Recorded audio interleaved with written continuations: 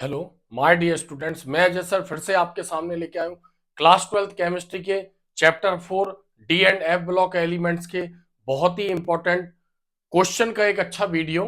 मैं आपको बता दूं, इसके पहले भी मैंने इससे रिलेटेड एमसीक्यू यानी चैप्टर 4 से रिलेटेड एमसीक्यू का भी एक वीडियो बनाया है। वैसे तो मैंने सभी यानी पूरे 12th केमिस्ट्री के सभी चैप्टर के इंपॉर्टेंट ऑब्जेक्टिव पर बेस्ड वीडियो बनाए, जिसकी अलग से प्ले लिस्ट भी है।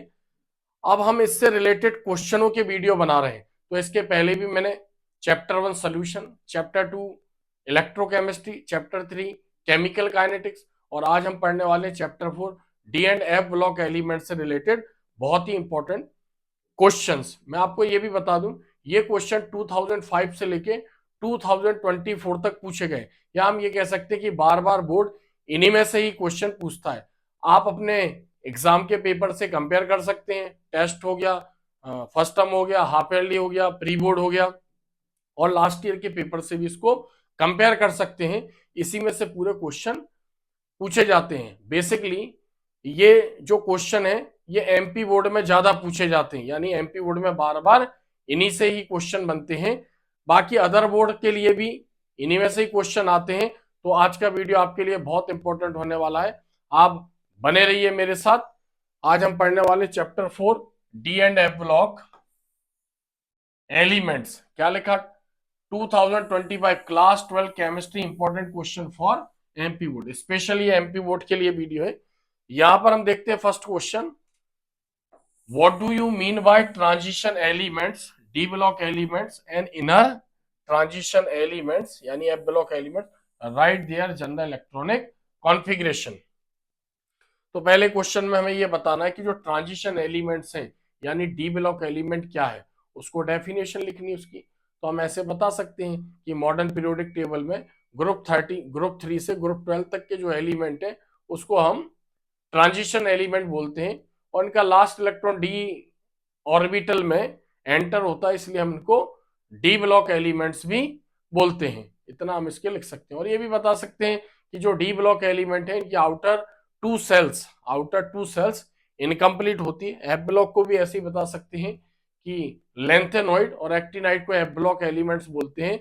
और चूंकि ये ट्रांजिशन एलिमेंट्स के बीच से निकालकर मेन पीरियोडिक टेबल के नीचे सेपरेट रखे गए, इसलिए हम इनको इनर ट्रांजिशन एलिमेंट्स भी बोलते हैं। और फिर इनका लास्ट इलेक्ट्रॉन एफ ऑर्बिटल में एंटर करता है, इसलिए हम इसको एफ ब्लॉक एलिमेंट भी बोलते हैं। इनका जनरल इलेक्ट्रॉनिक कॉन्फ़िगरेशन भी हम लिख सकते हैं। तो मैं यहाँ बता दूं आपको, जिससे डी ब्लॉक का इलेक्ट्रॉनिक कॉन्फ़िगरेशन लिखने को बोलेगा। किसकी बात कर रहे हैं हम यहाँ पर? डी ब्लॉक की या ट्रांजिशन एलिमेंट्स की। इसका इलेक्ट्रॉनिक कॉन्फ़िगरेशन अगर लिखने को बोलता है तो यहाँ पर हम देखते हैं डी ब्लॉक का, जैसे n-1 D 1 to 10 ns 1 to 2। अब जो ns है यानी जो n है ये लास्ट सेल है और इसको हम बोलते हैं सेकंड लास्ट सेल और पेनल्टीमेट सेल। इसी प्रकार से अगर हम इनर ट्रांजिशन एलिमेंट का देखें यानी एफ ब्लॉक का देखें तो इसका हम लिख सकते हैं n-2 f 1 to 14 n-1 d 0 to 1 और ns2। अब इसमें जो n है ये लास्ट सेल है, n-1 ये penultimate shell second last shell, और n-2 एंटी पेनल्टीमेट सेल या थर्ड लास्ट सेल, ऐसे हम इसको बोल सकते हैं। तो जनरली हम ऐसे इसको डिफाइन कर सकते हैं। नेक्स्ट क्वेश्चन देखते हैं, write the definition of d block elements and its any two characters. वही फर्स्ट क्वेश्चन जैसे ही डी ब्लॉक एलिमेंट की डेफिनेशन बतानी है। ग्रुप 3 से group 12 elements are called d block elements, it is also called transition elements. sp के बीच में इसलिए transition elements, last electron d में जा रहा है डी ऑर्बिटल में, इसलिए हम इसको डी ब्लॉक एलिमेंट और कॉन्फ़िगरेशन भी इसका लिख सकते हो। दो कैरेक्टर बताने। डी ब्लॉक एलिमेंट हमारे नेचर में एक नॉर्मल अमाउंट में पाए जाते हैं और हमारे लिए बहुत वैल्यूएबल है, बहुत ज्यादा यूजेबल भी है। जैसे सभी अच्छे मेटल हैं, वेरिएबल ऑक्सीडेशन शो करते हैं, कलर्ड आयन फॉर्म करते हैं, कैटालिटिक प्रॉपर्टी रखते हैं, एलॉय बनाते हैं, कॉम्प्लेक्स आयन बनाते हैं, इंटरस्टिशियल कंपाउंड बनाते हैं, मैग्नेटिक नेचर के होते हैं। तो ये इनके कैरेक्टर है, तो कोई भी दो कैरेक्टर हम इनके लिख सकते हैं।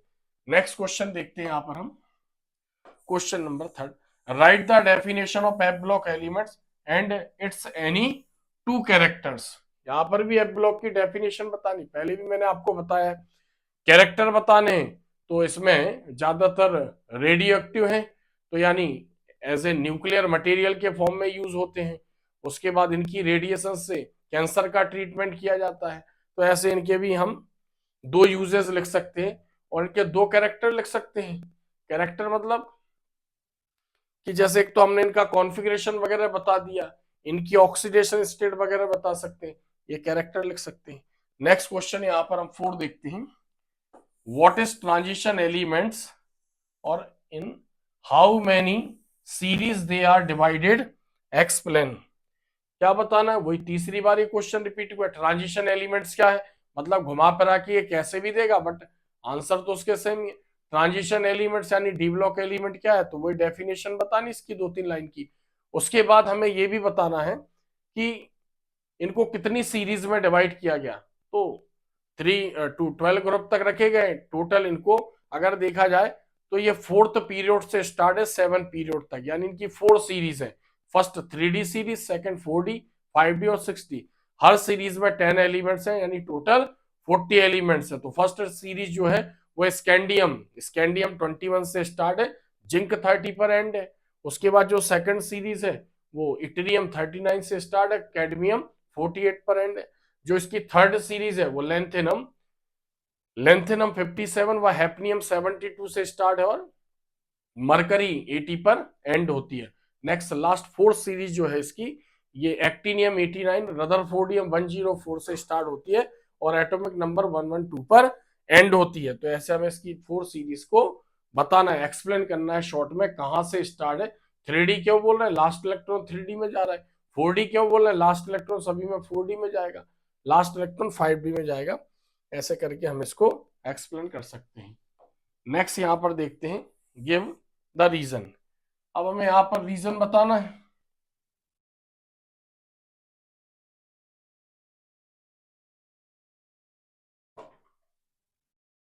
गिव रीजन, रीजन बताना है। जैसे first, transition element so variable valency और वेरिएबल ऑक्सीडेशन स्टेट, यानी ट्रांजिशन एलिमेंट्स वेरिएबल यानी फिक्स्ड, उनकी वैलेंसी नहीं है।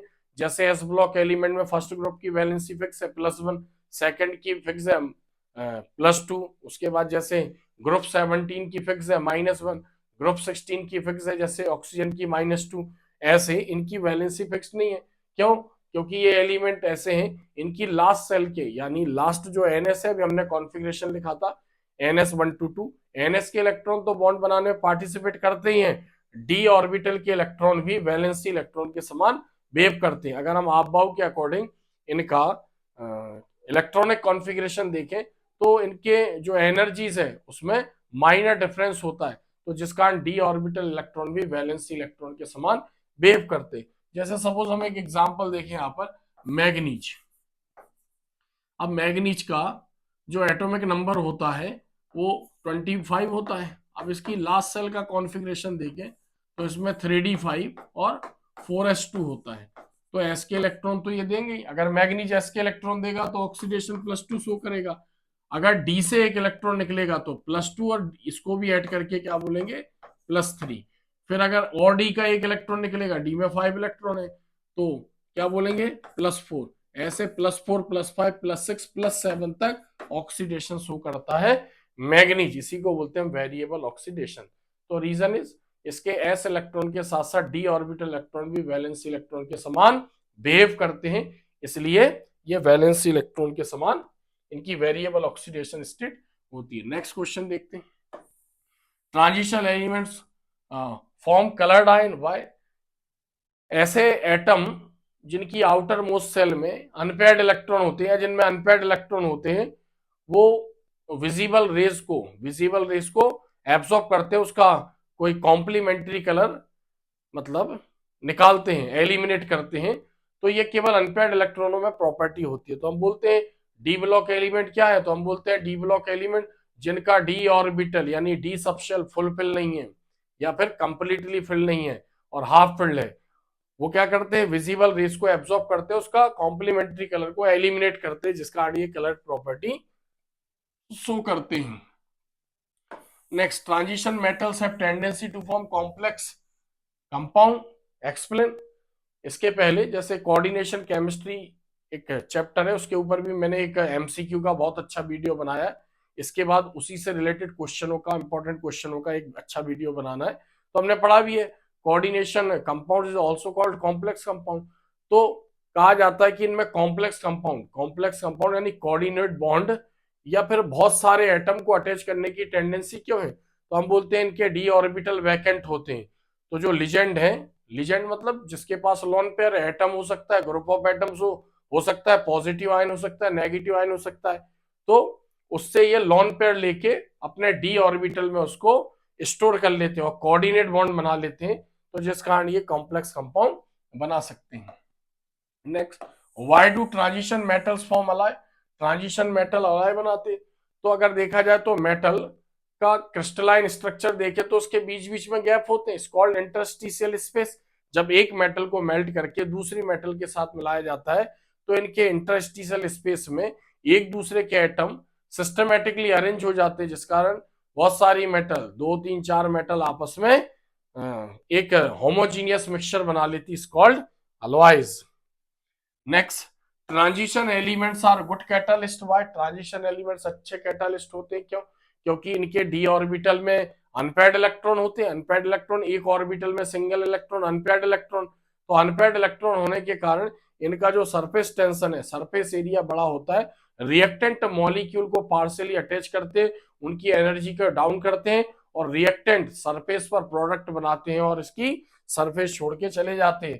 तो ऐसे सब्सटेंस जो रिएक्शन में पार्टिसिपेट नहीं करते हैं, ना रिएक्शन को मतलब उसको बिगिनिंग करते, शुरू करते, लेकिन रिएक्टेंट से प्रोडक्ट के कन्वर्जन के रेट को बहुत ज्यादा बढ़ा देते, is called catalyst. Transition elements are paramagnetic. Why, transition element paramagnetic होते, पैरामैग्नेटिक मैग्नेटिक फील्ड में रखने पर मैग्नेट के प्रति अट्रैक्ट होते, तो ऐसे एटम जिनमें अनपेयर्ड इलेक्ट्रॉन होते हैं वो मैग्नेटिक फील्ड बनाते हैं। तो जो डी ब्लॉक एलिमेंट है, इनके डी ऑर्बिटल में अनपेयर्ड इलेक्ट्रॉन होते हैं, अनपेयर्ड इलेक्ट्रॉन जितने ज्यादा होंगे उतना ज्यादा वो मैग्नेटिक नेचर का होगा। अगर सभी इलेक्ट्रॉन पेयर्ड है तो वो डायमैग्नेटिक होगा, यानी मैग्नेट के प्रति अट्रैक्ट नहीं होगा। अगर मैग्नेटिक फील्ड में रखेंगे तो उससे रिपल होगा। जैसे हम बोलते हैं डी ब्लॉक एलिमेंट ग्रुप 3 से ग्रुप 12, तो 12 ग्रुप में जैसे जिंक आता है, कैडमियम आता है, उसके नीचे मरकरी आता है, इनके डी ऑर्बिटल फुलफिल होते हैं, तो ये डायमैग्नेटिक नेचर के होते हैं, यानी मैग्नेटिक फील्ड में ये अट्रैक्ट नहीं होते हैं। लेकिन उनको छोड़ दिया जाए तो सारे ग्रुप 3 से लेके ग्रुप 11 तक के जितने भी डी ब्लॉक एलिमेंट है सब पैरामैग्नेटिक नेचर के होते हैं। नेक्स्ट यहां पर देखते हैं, राइट द डिफरेंस। क्या बताना है difference, D block and F block में डिफरेंस बताना है, एग्जाम में आता ही है। लेंथेनोइड्स एंड एक्टिनोइड्स में भी डिफरेंस पूछा जाता है, एग्जाम में आता है। दोनों डिफरेंस बहुत इंपॉर्टेंट है, इनको अच्छी तरीके से आपको पढ़ना है। नेक्स्ट क्वेश्चन देखते हैं हम आगे।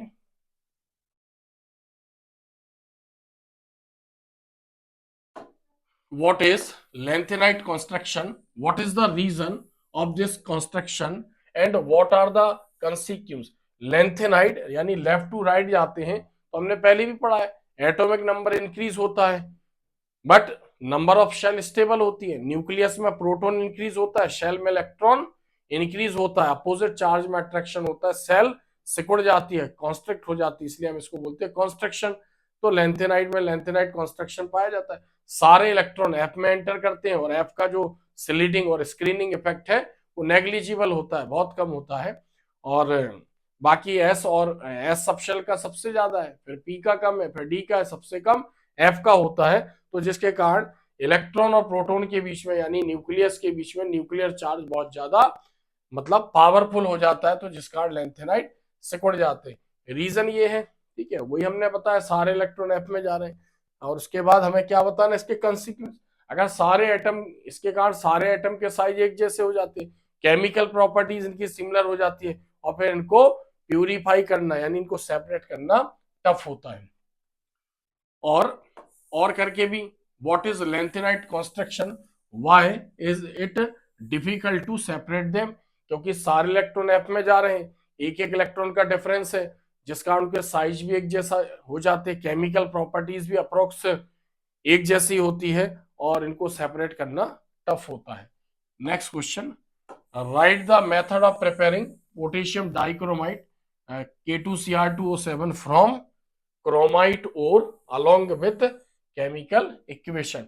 यानी क्रोमाइट ओर से K2Cr2O7 पोटेशियम डाइक्रोमेट को कैसे बनाया जाएगा, हमें इसकी मेथड बतानी है, 2-3 रिएक्शन है इसमें, और फिर अलोंग विथ केमिकल इक्वेशन यही बताना है हमें कि उसको क्रोमाइट ओर से कैसे बनाया जाएगा, उसको केमिकल इक्वेशन के साथ एक्सप्लेन करना है, एग्जाम में आता है।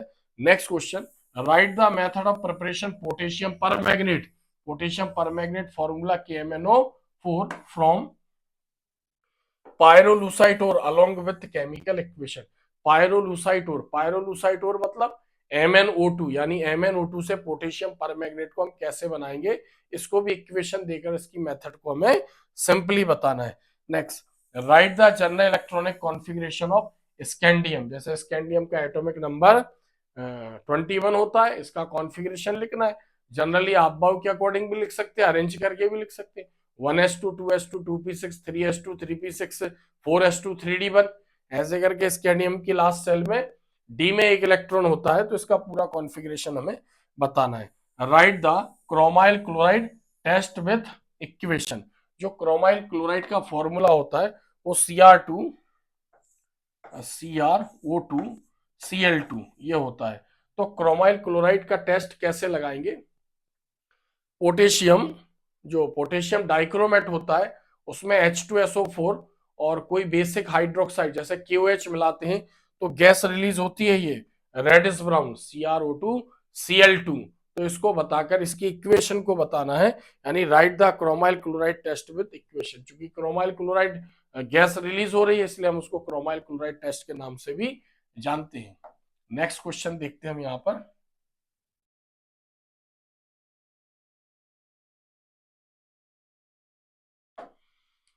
Give reason. क्या बताना है हमें, रीजन बताना है।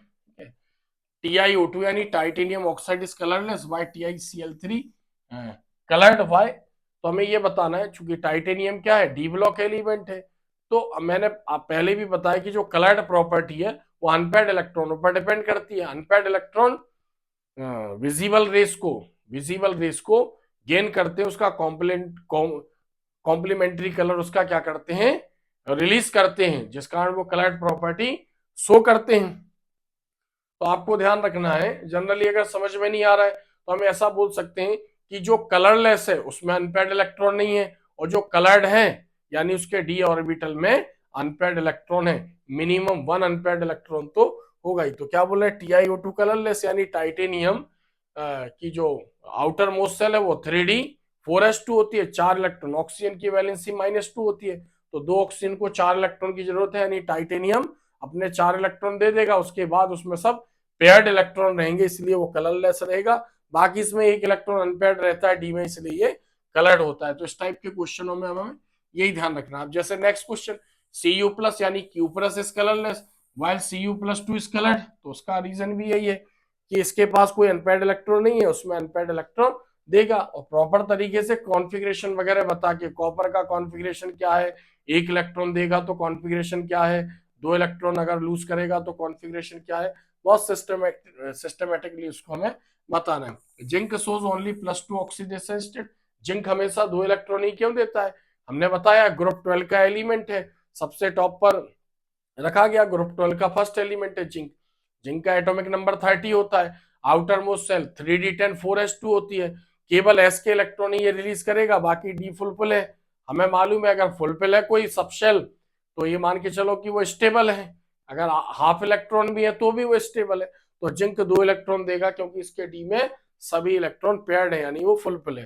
फिर इसी से related, right the electronic configuration of Fe+ यानी ferrous Fe+3 ferric, which of two is more paramagnetic. यहां पर थोड़ा सा मिस्टेक हो गई है, यहां पर जो हम देख रहे हैं Fe+, यहां पर Fe2+ होना चाहिए था, क्या होना चाहिए था, Fe2+। 2+ पर फेरस बोलेंगे और 3+ पर उसको हम फेरिक बोलेंगे। यानी हमें यह बताना है कि Fe+2 और Fe+3 में से कौन ज्यादा मैग्नेट की तरफ अट्रैक्ट है, यानी कि इसमें अनपेयर्ड इलेक्ट्रॉन ज्यादा है। तो इसका कॉन्फ़िगरेशन जो होता है, इसका कॉन्फ़िगरेशन होता है 3d6 और 4s0, और इसका कॉन्फ़िगरेशन होता है 3d5 और 4s0।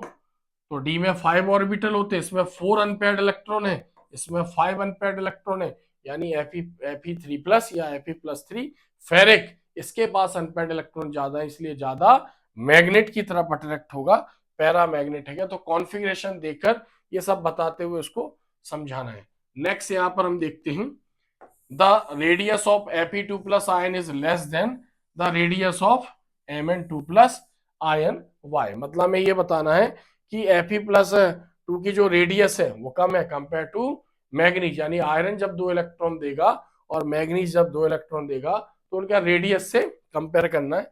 Next question, explain any 4 oxidising properties of potassium permanganate यानी KMnO4 in acidic medium with the help of equation. अब इसमें ऑक्सीडाइजिंग प्रॉपर्टी, जैसे दो कंपाउंड के लिए भी ये वर्ड यूज करते हैं ऑक्सीडाइजिंग, और एटम के लिए भी वर्ड यूज करते हैं। तो एटम के लिए जब वर्ड यूज करते हैं तो इसका मीनिंग होता है कि एटम इलेक्ट्रॉन गेन कर रहा है, और किसी कंपाउंड के लिए यूज कर रहे हैं तो इसका मतलब नेसेंट एटम वो रिलीज कर रहा है। तो पोटेशियम डाइक्रोमेट और पोटेशियम परमैग्नेट दोनों ही स्ट्रॉन्ग ऑक्सीडाइजिंग एजेंट है। जैसे पोटेशियम परमैग्नेट में एसिड मिलाएंगे तो नेसेंट ऑक्सीजन यानी ऑक्सीजन एटम रिलीज करेगा, बेस मिलाएंगे तो ऑक्सीजन एटम रिलीज करेगा, कोई न्यूट्रल कंपाउंड वाटर मिलाएंगे तो ऑक्सीजन एटम रिलीज करेगा।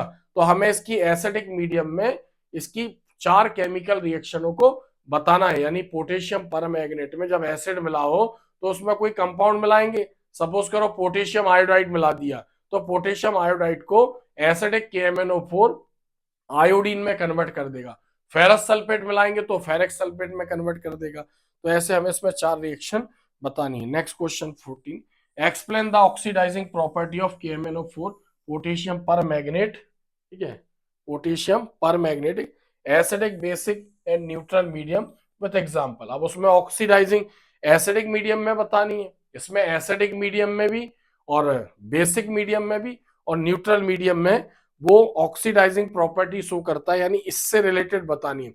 इस और इस क्वेश्चन में थोड़ा सा डिफरेंस है। Explain any 4 oxidising property of potassium permanganate in acidic medium with the help of equation, और यहां पर explain the oxidising property of KMnO4 in acid basic और न्यूट्रल मीडियम, यानी जब एसिड मिलाएंगे KMnO4 में तो उसकी रिएक्शन बतानी है, बेस मिलाएंगे तो उसकी रिएक्शन बतानी है, और कोई न्यूट्रल कंपाउंड मिलाएंगे तो उसकी रिएक्शन बतानी। बट यहाँ पर क्या बताना है, उसमें एसिड मिलाकर कोई अदर कंपाउंड डालते हैं तो वो एक कंप्लीट रिएक्शन क्या होगी उसको मेंशन हमें यहाँ पर करना है।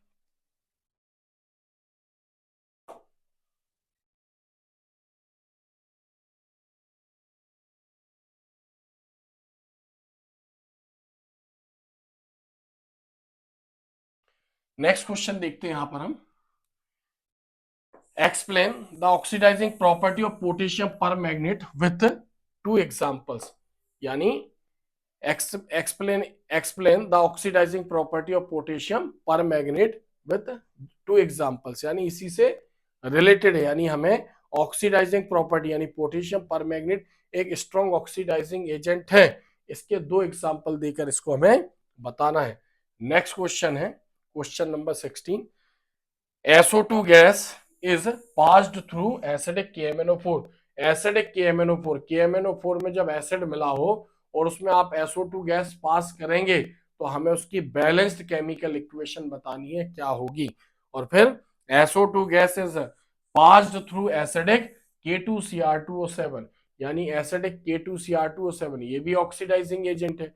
तो K2Cr2O7 में जब एसिड H2SO4 सल्फ्यूरिक एसिड मिला होगा और जब आप इसमें SO2 गैस पास करेंगे तो इसकी केमिकल इक्वेशन हमें बतानी है, बैलेंस्ड केमिकल इक्वेशन।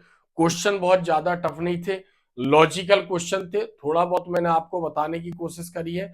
इसको अगर आप सिस्टमेटिकली पढ़ते तो कोई भी बोर्ड हो इसके बाहर क्वेश्चन जाता ही नहीं है, आप देख सकते हैं।